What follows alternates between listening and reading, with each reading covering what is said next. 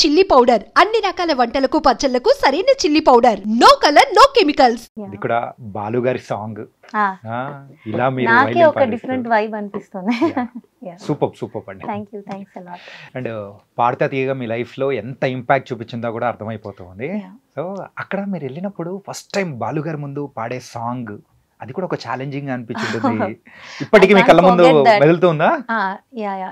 That was 2015 Jan 5th నేను ఆయన మొదటిసారి సెట్స్ ఆఫ్ పాడతా తీగలో చూడడం.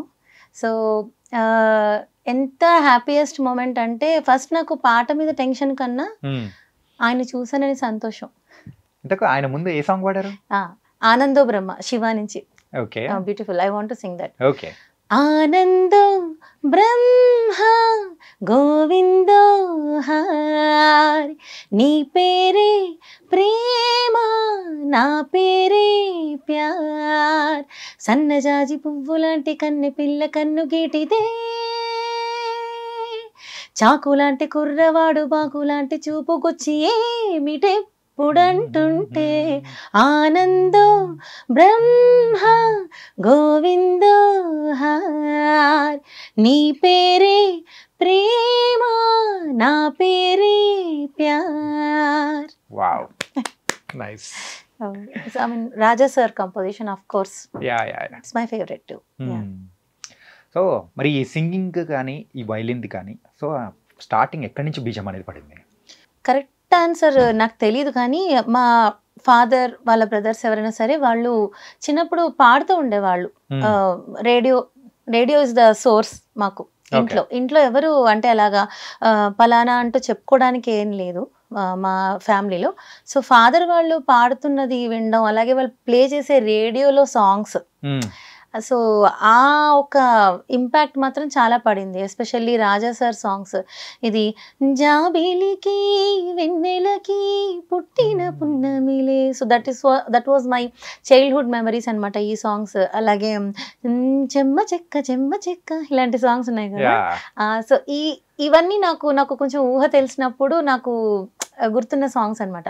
ఇలాగ ఘంటసాల గారి సాంగ్స్ కానీ ఇలాంటివన్నీ maybe that is the source. అక్కడి నుంచి ఇన్స్పైర్ అయ్యి ఇంకా వాళ్ళు నేను పాడాను అంటే నేను అది విన్నప్పుడు ఐ వాజ్ హమ్మింగ్ బ్యాక్. మీరు చాలా పెద్ద పాపం చేస్తున్నారు తెలుసా? ఏంటంటే ఆ పాట జస్ట్ అలా వినిపించి ఆపేస్తున్నారు. అలా మీరు పాడకుండా ఆపేస్తుంటే మాకు బాధ వేస్తుంది. ఈ మధ్యన ట్రెండ్ ఏంటంటే 1/2 నిమిషం కన్నా ఎవరు చూడటం లేదు కదా.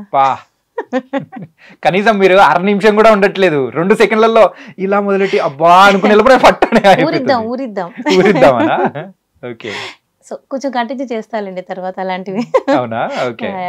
So coming to my source. So ఇలాగ పాటలు వింటూ హమ్ చేస్తున్నప్పుడు ఒక కృతజ్ఞత నేను మా పేరెంట్స్కి చెప్పాల్సింది ఏంటి అంటే, వాళ్ళది అర్థం చేసుకొని ఇమీడియట్గా మమ్మల్ని ఏదో ఒక కల్చరల్ ఒక అదర్ కల్చరల్ యాక్టివిటీస్లో వెయ్యాలి అనుకొని పాటల్లో వేశారు. Okay. So that is one big thing. I want to thank my parents. మా ఫాదర్ పిడపర్తి సత్యనారాయణ గారు, అలాగే అమ్మ లక్ష్మి, సో మా సిస్టర్ రాధిక. సో రాధిక నేను కలిసి క్లాసెస్కి మ్యూజిక్ క్లాస్కి వెళ్ళేవాళ్ళం. అంటే ఇంట్లో సింగర్స్ కానీ అసలు మ్యూజికల్ సైడ్ టచ్ ఉన్న వాళ్ళు ఎవరు లేరు? Oh, you are the first person. Yes. Okay, అంతే. ఇదంతా బాగానే ఉంది, కానీ సింగింగ్ అనేది కూడా చిన్నప్పటి నుంచి నేర్పించారు. ఓకే, మరి మధ్యలో ఈ వైలిన్ ఎట్లా అటాచ్ అయింది? అదే యాక్చువల్గా మోసపోయారా? మామూలు థంబ్నెయిల్స్ కింద పెద్దగా వేసుకుంటారు. నా లైఫ్లో అన్ని ఈ ట్విస్ట్లు ఎలా వచ్చాయని నిజంగా నేను ఆలోచిస్తే నాకే చాలా ట్విస్ట్గా అనిపిస్తుంది. ఎందుకంటే చెప్పా కదా, మీనా గారు ఆన్ స్క్రీన్ పూసింది వాయిస్తున్నప్పుడు ఇంతేనా, ఇంత బాగుస్తుందా, జస్ట్ ఇలా పట్టుకొని ఇలా వాయిస్తే అయిపోతుందా, ఇంత బాగా వినిపిస్తుందని నిజంగా ఆ పాటకి ఇన్స్పైర్ అయ్యాను. కీరవాణి గారికి ఆ మ్యూజిక్కి ఇన్స్పైర్ అయ్యాను. అది విని ఇంకా మా అమ్మమ్మ నాకు వైలెన్ కొను అని అడిగితే అమ్మమ్మ సీరియస్గా తీసుకోలేదు, ఏదో అంటుంది ఊరికేనే అనేసి. సో లేటర్ మనం ఖైరతాబాద్ అలా ఇలా వెళ్తూ ఉంటాం కదా, వెళ్ళినప్పుడు అక్కడ ఒక కొబ్బరి ఇది ఇట్లా చేస్తారు చూసారా, ఒక కొబ్బరి చిప్ప పెట్టి ఒక ఇన్స్ట్రుమెంట్ లాగా వాళ్ళు వాయిస్తారు. అవునవును, చిన్నది ఉంటుంది, చిన్న వైలిన్. ఎగ్జాక్ట్లీ, అది వాళ్ళు వాయిస్తుంటే ఇంత ఈజీగా బయట ఫ్లూట్ వాయిస్తారు, ఇవన్నీ వాయిస్తే ఇంత ఈజీగా ఉంది ఏంటి ఇది, ఇంతేనా అని చెప్పేసి మా ఫాదర్ని టార్చర్ పెట్టి కొనిచ్చుకునేదాన్ని. ఇంటికి వస్తే వేళ్ళు కట్ అయిపోయేవి కానీ ఒక్కటి కూడా పలికేది కాదు. చాలా రఫ్ గా ఉండేవి ఆ స్ట్రింగ్స్. సో అప్పుడు ఐ ఫెల్ట్ ఓకే, ఇది నాకు రాదేమో సరే, బట్ మైండ్ లో ఉంది ఇది ఎప్పుడైనా ఒక రోజు నేను దీన్ని I have to take it seriously అని. అది ఎలాగో ఏంటో నాకు గురువులు దొరకకో ఏదో మొత్తానికి అలా వదిలేశాను హైదరాబాద్ లో. అయితే లేటర్ కేరళ వెళ్ళిన తర్వాత నేను కళాభవన్ అని ఒక ఇన్స్టిట్యూట్ లో జాయిన్ అయ్యాను. It's a very famous institute. Kamal Haasan గారు ఇనాగ్రేట్ చేశారు దాన్ని. యా, సో మిన్మిని గారు, మన చిన్ని చిన్ని ఆశ ఆ పాట పాడారు కదా, మిన్మిని గారు, ఆవిడ, సుజాత గారు, సుజాత మోహన్ గారు, వీళ్ళందరూ కూడా అక్కడ నేర్చుకున్న వాళ్ళే. సో అలాగే జయరామ్ గారు, యాక్టర్ జయరామ్ గారు ఉన్నారు కదా, వాళ్ళు కూడా అక్కడ యాక్టింగ్ నేర్చుకున్నారు. So it's a very big institute. I'm so honoured and privilege to be a student of Kalabhavan Kerala. అయితే అక్కడ వోకల్ కి జాయిన్ అయినప్పుడు వైలిన్ క్లాసెస్ వినిపిస్తూ ఉండేది. అంటే ఒక పెద్ద బిల్డింగ్ లో అన్ని మనకు ఉంటాయి అనమాట. సో వైలిన్ ఎందుకు జాయిన్ కాకూడదు అనిపించింది, అక్కడ ఇంట్రెస్ట్ పుట్టి జాయిన్ అయ్యాను. నా అదృష్టానికి ఏంటంటే అంత మంచి గురువు దొరికారు.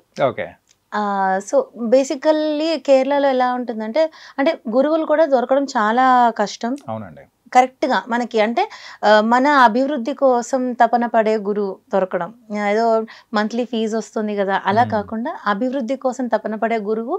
ఆయన పేరు సిటి సలీం కుమార్ గారు, హీజ్ ఎ మలయాళీ. సో ఆయన దగ్గర జాయిన్ అయ్యాను. సో తర్వాత he took lot of care in my playing. అలాగే ఎన్నో లలిత సంగీతాలు మలయాళంలో కూడా ఆయన టైం తీసుకొని అలాగా ప్రతి గురువు నన్ను ఎంతో జాగ్రత్తగా ఒక గ్లాస్ బొమ్మలాగా, అంటే విత్ లాట్ ఆఫ్ కంటెంట్ నాకు ఉందని వాళ్ళకి తెలుసు, అర్థమైంది, మనకు తెలియకపోవచ్చు, బట్ వాళ్ళకి అర్థమయ్యి వాళ్ళు ఎంతో వాళ్ళ సైడ్ నుంచి నాలోకి వాళ్ళు ట్రాన్స్ఫర్ చేశారు ఆ విద్యని. సో అదంతా చెప్తే నాకు ఐ ఫీల్ సో ఎంతో కృతజ్ఞత అనిపిస్తుంది నా గురువుల గురించి చెప్పుకుంటే. సూపర్ అండి. మరి అలాంటప్పుడు ఇది నేర్చుకున్నారు డిఫరెంట్గా, కాకపోతే ఒక సింగర్కి ఎప్పుడైనా కానీ ఒక ఇన్స్ట్రుమెంట్ నేర్చుకోవడం అనేది కూడా అది యాడెడ్ అడ్వాంటేజ్ అవుతుందంటారా మీరు స్టార్టింగ్లో చెప్పారు? 100%. ఐ మీన్ మనం ఇప్పుడు ఎంతో చూస్తూ ఉంటాం, లైక్ గిటార్ నేర్చుకొని కార్డ్ ప్రోగ్రెషన్స్ వాయిస్తో పాడడం. So it's a lot of beauty that you are adding to your vocals. ఇక్కడ వైలన్ నేను ఎందుకు చూస్ చేసుకున్నాను అంటే, even I love card progression. నేను కీబోర్డ్ ఇప్పుడు ఉంటే కీబోర్డ్ కూడా వాయిస్తాను. అది ఎలా వచ్చిందో నన్ను అడగండి. ఇవన్నీ ఎలా వచ్చాయో నిజంగా నాకు తెలీదు, ఇంట్రెస్ట్ అంతే. బేసికలీ ఏదో ట్రై చేయాలి. We have lot of things in YouTube now, content చాలా ఉంది. So why can't be try? మిగతాది నాకున్న జ్ఞానంతో ఐఎమ్ జస్ట్ ట్రైయింగ్ అలా chord progression. So that is also one of the other skill I do have. So వైలన్లో ఏంటి అంటే I can't give backing to my vocal, but this is same like మనం పాడేది vocal ఎలాగైతే వెళ్తుందో same వైలన్ కూడా అలాగే వెళ్తుంది. So it's not a backing instrument, it's a lead instrument కదా. సో దీంట్లో మనకి నొటేషన్స్ మెయిన్గా వైలన్ వాయించడం వల్ల ఏంటంటే ఒక ప్రతి పాటకి నీకు నొటేషన్ వచ్చేసినట్టే అంతే.